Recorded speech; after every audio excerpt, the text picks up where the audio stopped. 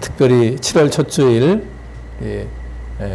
골로새서의 그 고린도후서에 있는 말씀을 가지고 질그릇에 담긴 보배라 하는 제목으로 같이 은혜를 나누고자 합니다. 내일은 우리 246주년 독립기념일을 맞는 그러한 날입니다. 이제 우리 자유에서 억압에서 해방이 되어서 우리의 광복절과 같은 그러한 날이죠. 그래서 축하하며 또한 폭죽을 터뜨리고 불꽃놀이 하면서 축하합니다. 다시 우리가 종의 멍에를 매지 아니하고 정말 우리에게 주신 자유를 지켜갈 수 있도록 여러분들 열심히 기도하며 또 함께 축하할 수 있는 귀한 시간 되어지기를 축복합니다. 오늘은 이제 바울의 그런 귀한 고백의 말씀을 함께 드리려고 합니다. 어제도 고린도후서 1장에 있는 말씀을 가지고 새벽에 상고를 했습니다. 그래서 바울은 고린도 교회의 두 번째 편지를 쓰면서 자신의 사도직이 하나님과 예수 그리스도로부터 왔다고 하는 사실을 강조합니다. 그래서 1장 1절에 하나님의 뜻으로 말미암아 예수 그리스도의 사도된 나 바울이 너희들에게 문안한다 말씀을 하고 있습니다. 그래서 하나님의 뜻으로 사도가 되었다 하는 것이지요. 그래서 다메섹 도상에서 극적으로 변화되어져서 그래서 핍박자가 정말 예수의 그 복음을 전하는 전도자로 바꾸어지게 되었던 것입니다. 그래서 바울은 자신이 받은 사도의 직분이 하나님께로부터 주어진 거룩한 사명이라고 하는 사실을 거듭 주장하고 있습니다. 그래서 3장 6절에서 복음 전파자들을 새 언약의 일꾼이라, 새로운 언약의 일꾼이라 표현을 하면서 바울은 철저하게 자신을 종으로 생각하면서 주인이신 예수님만을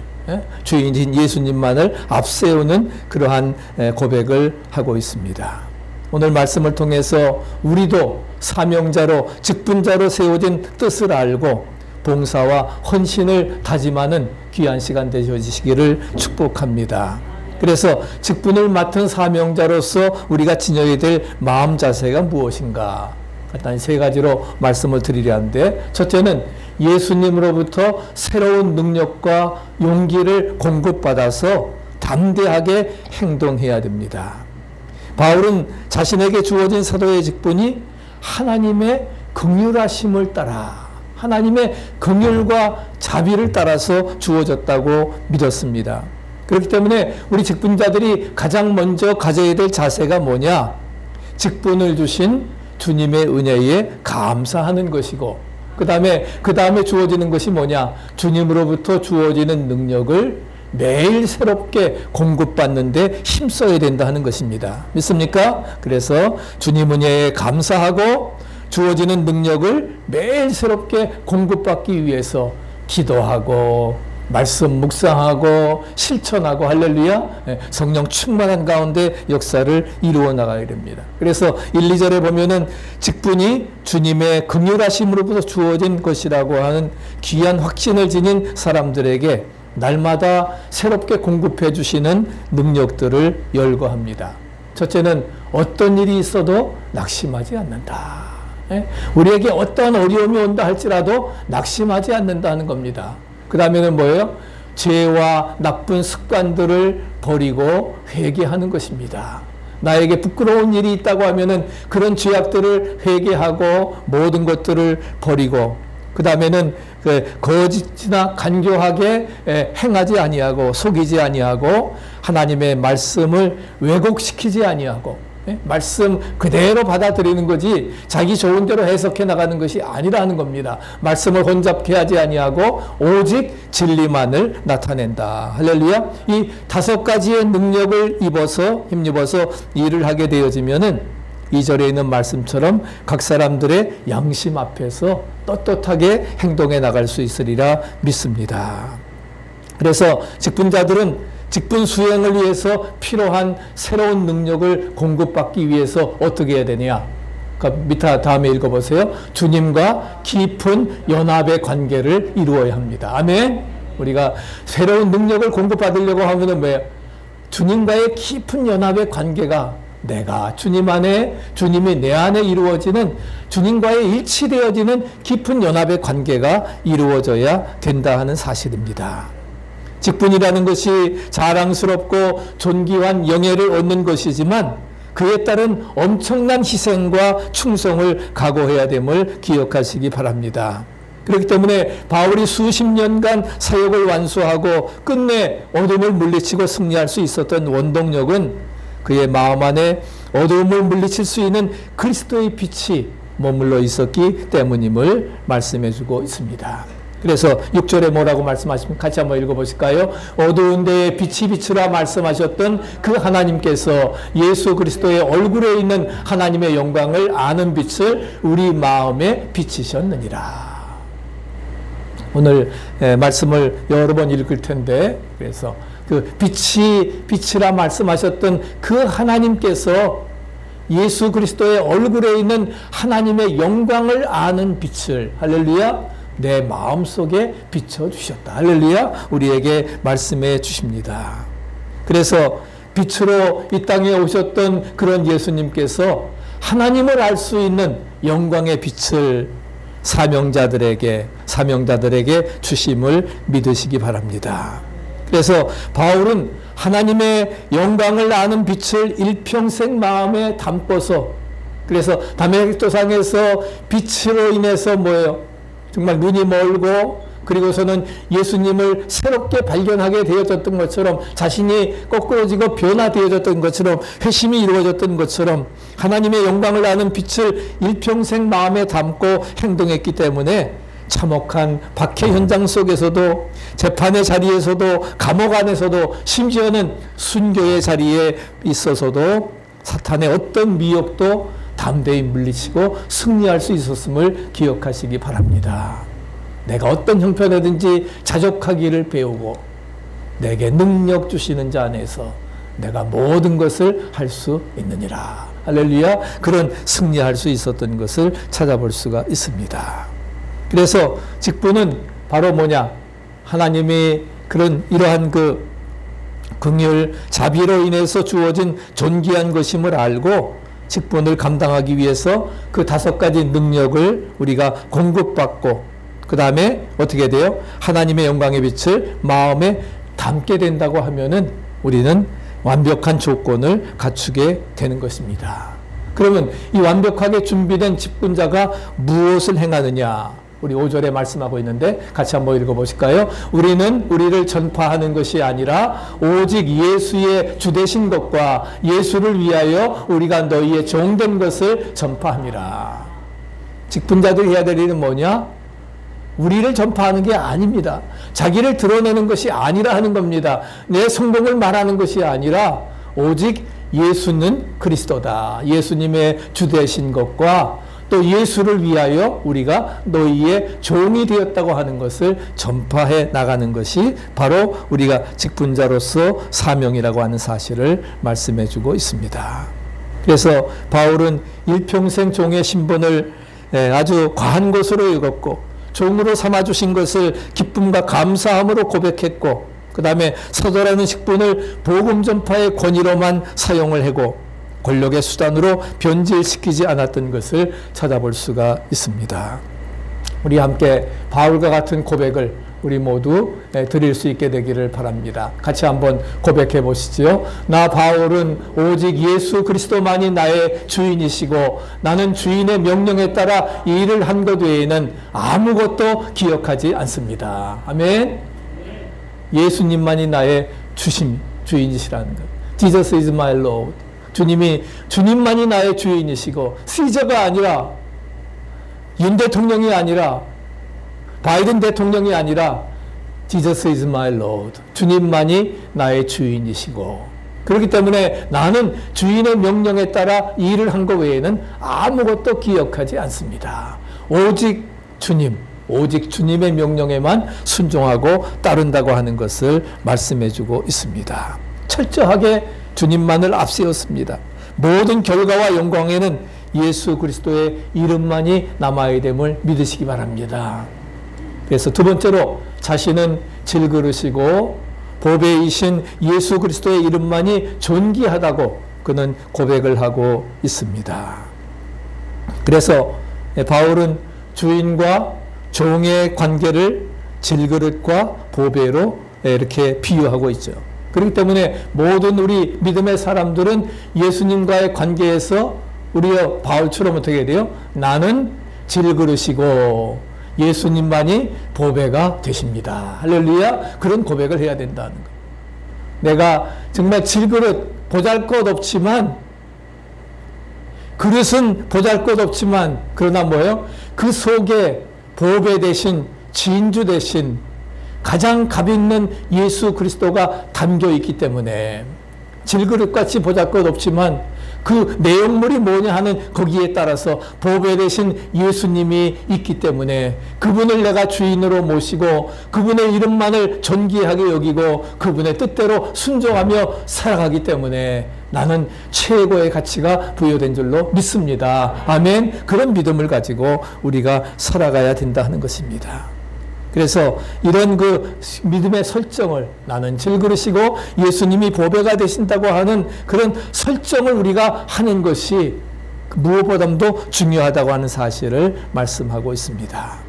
그래서 그런 고백 속에는 뭐예요? 나는 아무런 능력이 없습니다. 내 힘으로는 아무것도 할 수 없습니다. 그러나 내게 능력 주시는 그분 안에서, 그분이 나에게 능력을 주시고 그분 명령에 순종할 때에 나는 능히 모든 것 할 수 있습니다. 아멘. 그런 믿음을 가지고 살아가는 것입니다. 제가 7절을 표준세 번역으로 나타냈습니다. 다시 한번 7절 우리 한번 읽어보시죠. 우리는 이 보물을 질그릇 속에 담고 있습니다. 그것은 이 엄청난 능력이 하나님에게서 나오는 것이지 우리에게서 나오는 것이 아님을 드러내시려는 것입니다. 이 보물을 질그릇 속에 담겨 있는데 이 엄청난 능력이 바로 뭐예요? 누구에게? 위로부터, 하나님께로부터 오는 God's power, 하나님에게 나오는 것이지 나 자신에게서 나오는 것이 아니라 하는 거예요. 나는 아무것도 할 수 없지만 내게 능력 주시는 자 안에서 엄청난 능력이 하나님에게서 나온다 하는 것을 고백을 하고 있습니다. 질그릇에 불과한 직분자가 보배로 오신 예수님을 덮어버리고 자신의 모양을 마음껏 드러낸다고 한번 생각해 보세요. 정말 추한 모습일 것입니다. 세상 사람들에게 조롱받기가 십상일 것입니다. 그렇기 때문에 8, 9절에 보면은 미혹에 넘어가는 순간에 우리는 예수님의 그 능력에서 완전히 단절되어집니다.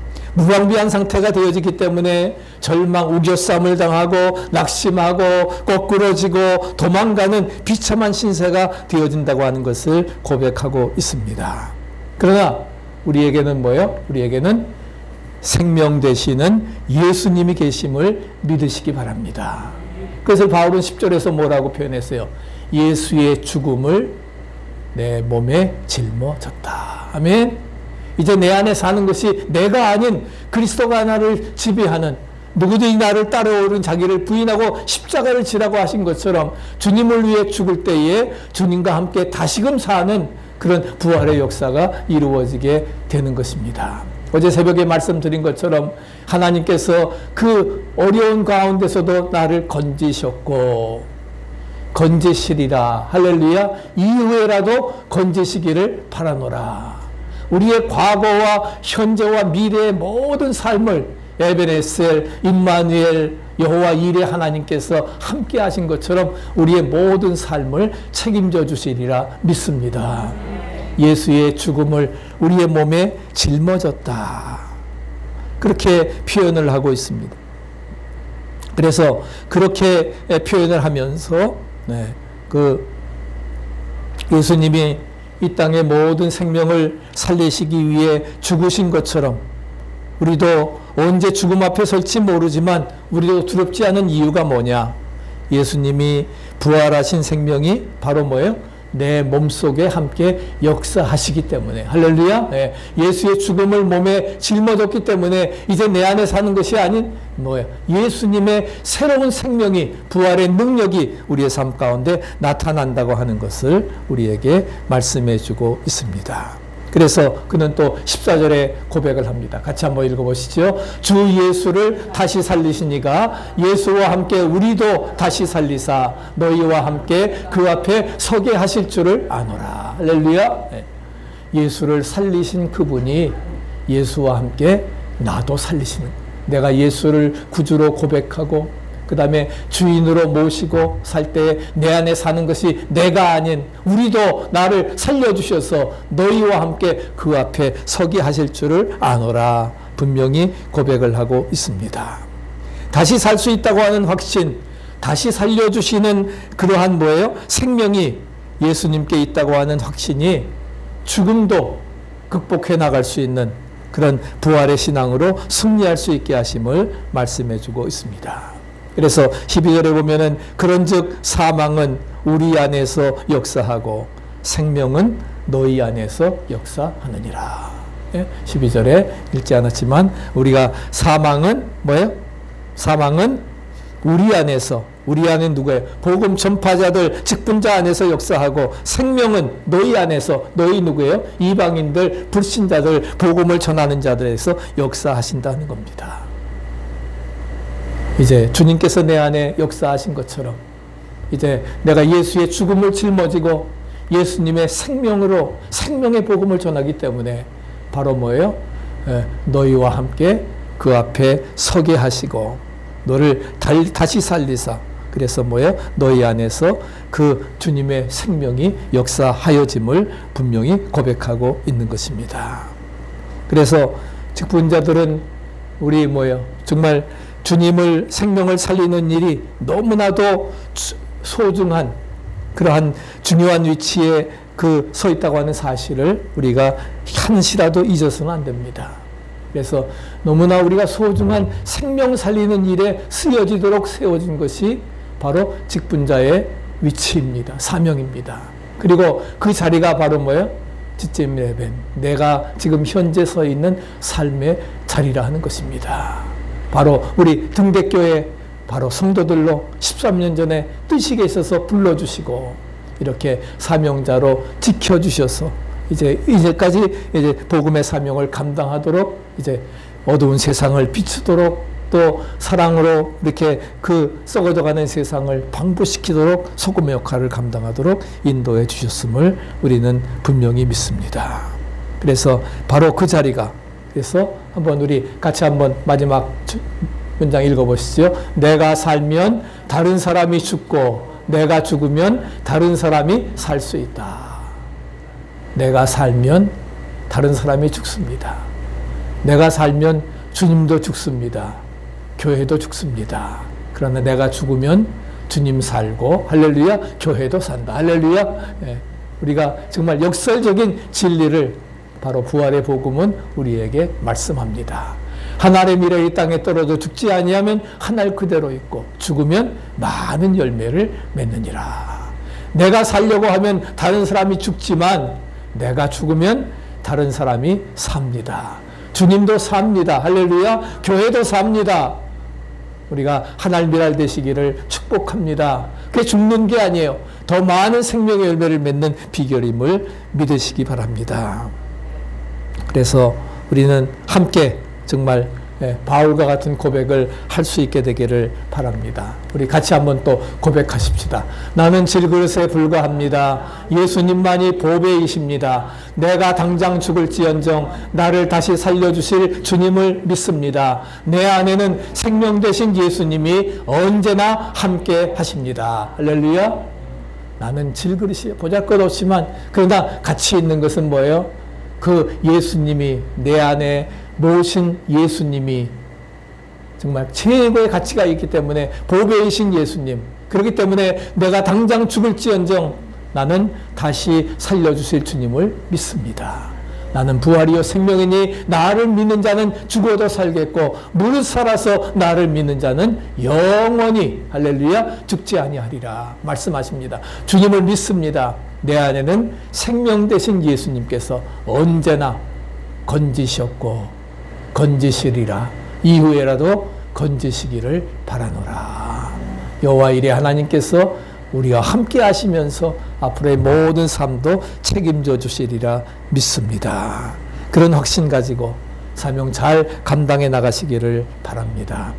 마지막 세 번째는 우리가 직분자의 임무를 완수하기 위해서 우리가 겉사람을 버리고 속사람을 만드는데 우리가 힘을 쏟아야 됩니다.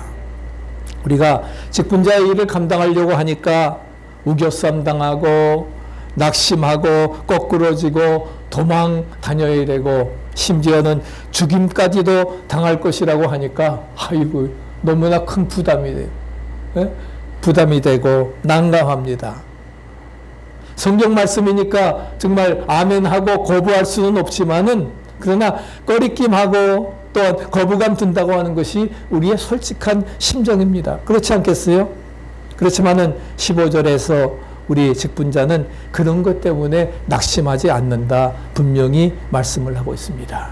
그리고 또 16절에 또 우리에게 말씀하시는데 같이 한번 읽어보실까요? 그러므로 우리가 낙심하지 않습니다. 우리의 겉사람은 낡아가나 우리의 속사람은 날로 새로워집니다. 우리가 낙심하지 아니하노니 우리의 겉사람은 낡아지나 우리의 속사람은 날로 새로워지어다. 그래서 그래서 5장 가서 뭐야? 그리스도 안에 있으면 새로운 피조물이라. New creation. 이전 것은 지나갔으니 보라 새 것이 되었다 말씀하고 있습니다. 우리가 낙심하지 않는 이유가 뭐예요? 우리의 겉사람은 낡아진다 할지라도 우리의 속사람은 그리스도 안에서 새로운 피조물로서 날마다 새로워지는 역사를 체험하게 되어진다 하는 것입니다.